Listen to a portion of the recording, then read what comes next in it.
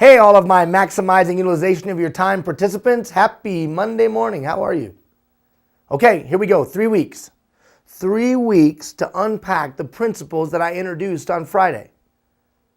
Maximizing utilization of your time is about a system to take the perishable commodity, the 168 hours you have in your week, and align them with your long-term goals, activities, and visions that you've had for yourself. Now, that system that we unpacked has many different parts. But before we can go and really utilize the system, I want to track where your time has gone or is going. So where's your time going?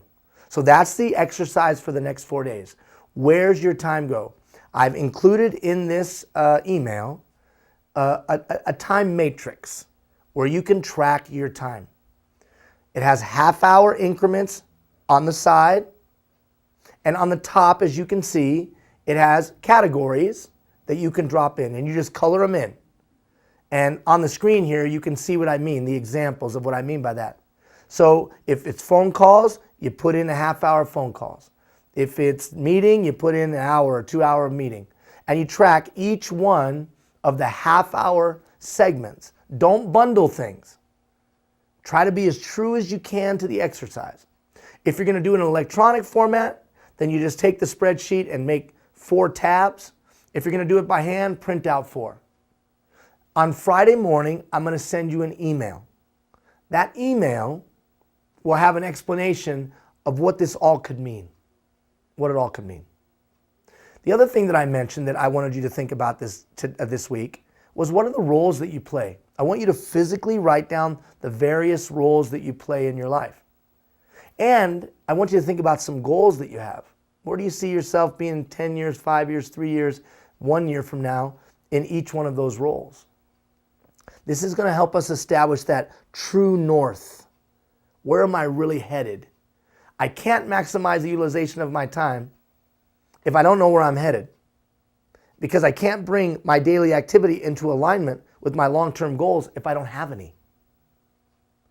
Now, I've also given you the assignment of what's your long-term vision for you.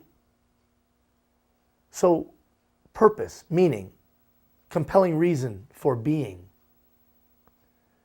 If you want, I've included in this email a little explanation on this idea of doing your own obituary. It seems a little morbid, but it's not. What it's really about is this. When you leave this planet, when you've breathed your last breath, what are people going to say about you? What will you have accomplished? What will the people at work think of you? What will your friends and family, what will they feel about you? The exercise is about you being the reporter, and you jot all that down. You assume you've lived a full life. You've assumed you do everything you're going to do. You've assumed that you've accomplished all, lived it all, done it all that you have in your hopes and dreams. And you're the reporter chronicling the funeral. Read the little explanation of the exercise. I challenge you to do it. It'll establish that true north. Okay, it's flashing. That means I got to run. If you have any questions or comments, you let me know. Take care, everybody.